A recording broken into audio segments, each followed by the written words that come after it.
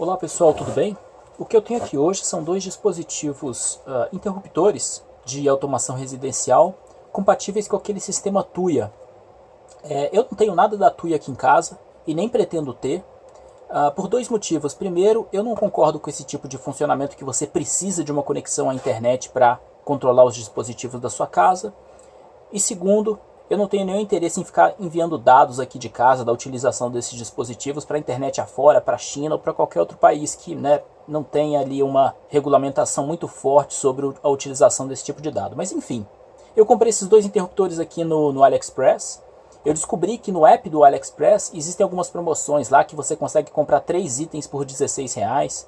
Tem algumas limitações, mas eu acabei aproveitando essa promoção para comprar esses dois dispositivos aqui. Eu comprei esses dois dispositivos e mais alguma ferramenta aqui que eu nem me lembro qual que é, na verdade. Já faz algum tempo. E o motivo de eu ter comprado esses dois dispositivos, primeiro, foi o preço, que estava muito barato, R$16 nesses dois dispositivos, em cada um deles. E segundo, eu fiquei muito curioso em relação ao funcionamento desses dispositivos, porque quando eu fiz os meus próprios interruptores para automação residencial, que foram esses dois aqui, esse foi o menor footprint, esse foi o menor dispositivo que eu consegui projetar e colocar em prática, aplicar os conhecimentos que eu tinha para criar aqui esse interruptor. E no entanto, esses dispositivos da Tuya são bem menores, como vocês podem ver. Deixa eu abrir aqui esse primeiro.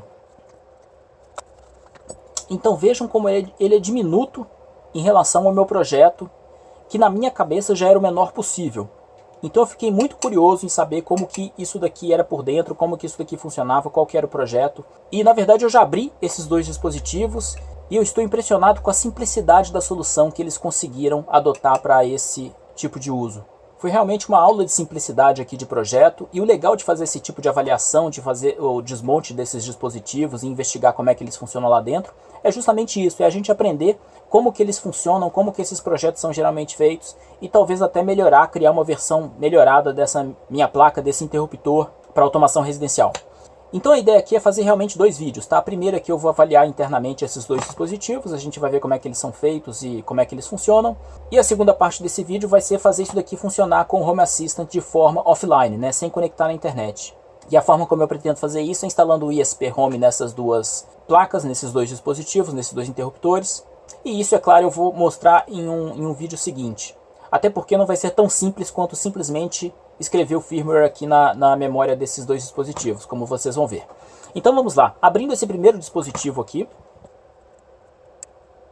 e vocês vão ver como ele é impressionantemente simples. Ele poderia até ter um footprint menor se eles quisessem.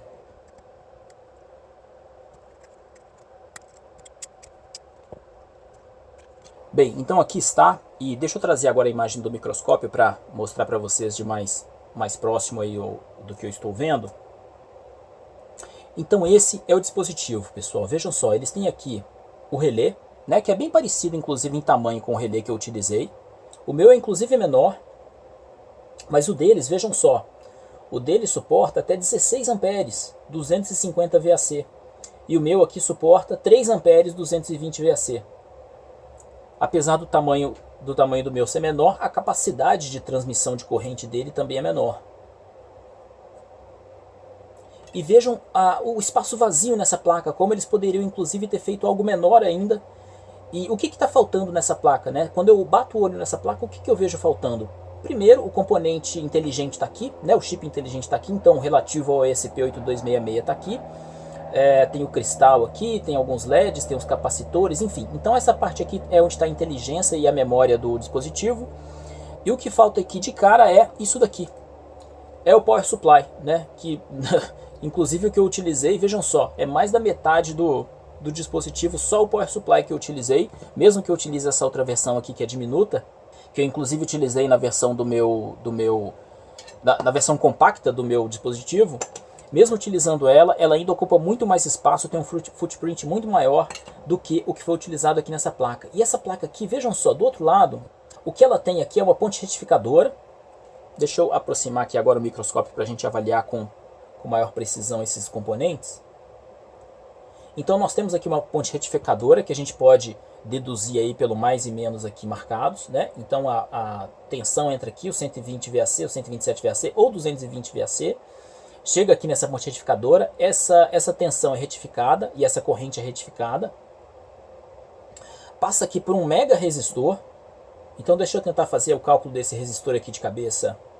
Marrom é 1, preto 0, então 10, vermelho é 2, então 10 com 2 zeros, 1K, é isso? 1K ohm? Acredito que isso daqui seja de 1K ohm, e essa faixinha prata aqui vai me dizer que ele tem 10% de tolerância. Então, um mega resistor aqui que me parece ser... o que será esse resistor? De 1 watt? De meio watt? Não sei, mas enfim, ele tem esse resistor aí. Alguns capacitores, ele deveria ter aqui... Deixa eu ver se eu encontro aqui um diodo. Tem um diodo aqui embaixo, não tem um SD2. E ele tem aqui, vejam só, um regulador de 3.3 volts, que a gente pode deduzir por esse 33 aqui. Então tem um regulador de 3.3 volts, certamente gerando tensão para o chip, para esse chip inteligente, né, que esses chips são tudo de 3.3 volts. E percebam que esse chip não é um ESP8266, nem um ESP32, nem da família ESP, não é nem da Expressif. Ele é dessa fábrica Beacon, BK7231N. Eu já dei uma pesquisada rápida sobre esse chip. Ele dizem que ele é um clone do ESP8266, fabricado por essa Beacon. E ele já tem 1 megabit ou 2 megabits de memória NVRAM, né, ou ROM, aquela memória programável onde você pode escrever o firmware. Ele já tem 2 megabits de espaço lá dentro dele embutido, que é algo que eu acho que o USP não tem, ou pelo menos algumas versões do USP não tem. E é isso, vejam como é simples esse projeto. Né? Deixa eu tirar o zoom aqui novamente para a gente ter uma visão geral do dispositivo. Então ele tem aqui o que parece ser um indutor, L1 me parece ser um indutor, alguns capacitores aí para regularizar a situação da corrente alternada para a corrente contínua, esse regulador, diodos, 2 diodos aqui, esse chip aqui e esse chip aqui é o chip mágico, pessoal. Deixa eu aproximar para mostrar para vocês. Esse chip aqui, se você procurar na internet, esse BP2905, ele é um buck converter que converte a alta tensão, os 127 volts ou os 220 volts, para uma tensão bem menor, para 5 volts ou 3.3 volts. E tudo isso empacotado aqui dentro dele. E eu sei que esse cara faz isso porque eu não tinha visto esse chip aqui, mas eu cheguei a ver esse chip nesse outro dispositivo aqui que eu comprei da Tuya também. E agora vendo esse chip, eu fico com a seguinte dúvida: será que ele está convertendo para 5 volts e aí regulando aqui nesse regulador para 3.3 volts? Eu não sei, mas o que a gente vai fazer? Eu vou ligar isso daqui na luz, na tomada, e a gente vai medir as tensões aqui com o multímetro. E vamos descobrir como é que isso daqui funciona. Mas de toda forma, um projeto muito legal, um projeto muito compacto, muito elegante, que inclusive eu devo utilizar para refazer o meu projeto, né? Fazer uma versão 3 do meu interruptor de forma simplificada com uma fonte de energia simplificada como é nesse projeto aqui. Fiquei muito impressionado mesmo com a simplicidade e com o tamanho do dispositivo, o tamanho que é sempre importante, visto que isso daí vai ficar dentro daquelas caixinhas 4x2 de interruptor de luz, ou mesmo numa 4x4, se tiver mais de 4 interruptores ali na caixinha, acaba ficando muito apertado o espaço para trabalhar com esses dispositivos inteligentes de automação residencial. Então eu vou ligar ele na luz e a gente vai medir as tensões e ver como é que ele está funcionando.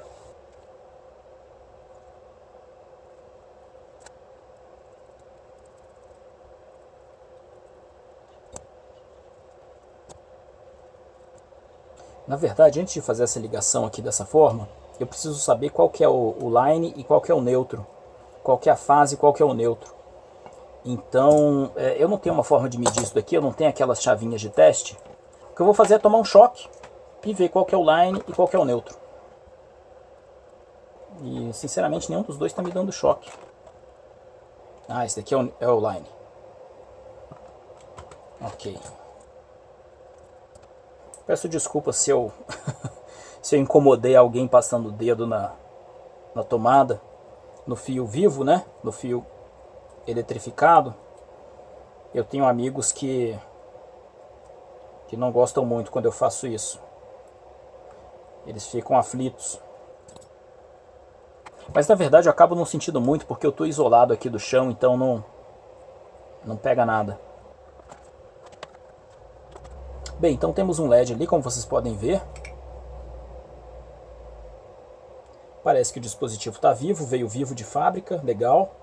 E agora a gente pode começar a medir e testar as nossas suposições Isso eu ainda não fiz, tá? Eu não fiz esse tipo de análise ainda nesses dispositivos, mas a gente vai fazer junto aqui, vai ver o que a gente descobre.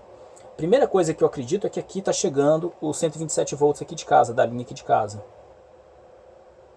Tá lá, 125, 126 volts, 125.9 volts. Do outro lado, tá saindo a tensão contínua, né? A corrente contínua, porque está passando pela ponte retificadora.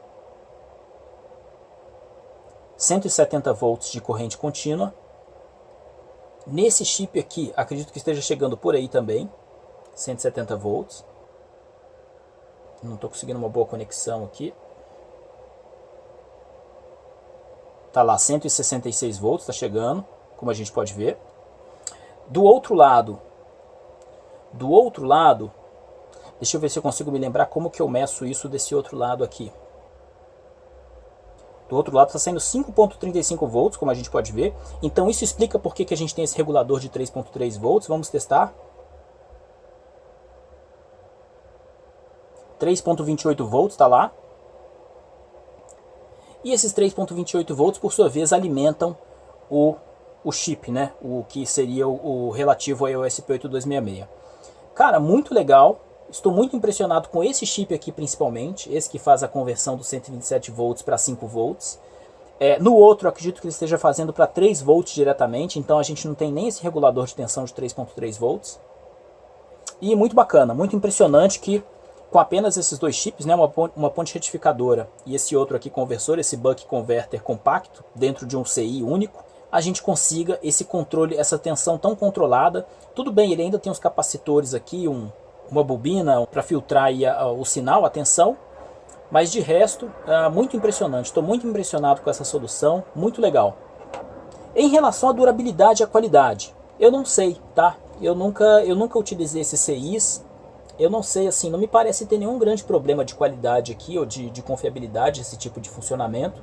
Desde que esse CI aqui funcione bem, esse buck converter funcione bem, eu não vejo nem mesmo nenhum problema de consumo excessivo desse dispositivo. Mas a gente pode testar. Deixa eu testar quanto que ele consome em idle, em IDLE, né? E para isso eu vou utilizar aqui o meu kilowatt. Vou trazer a régua para cá para que vocês consigam visualizar também.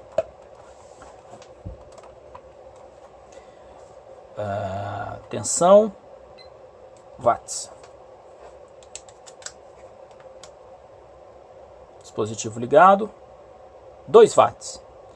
Então ele tem um consumo aí de standby de 2 watts.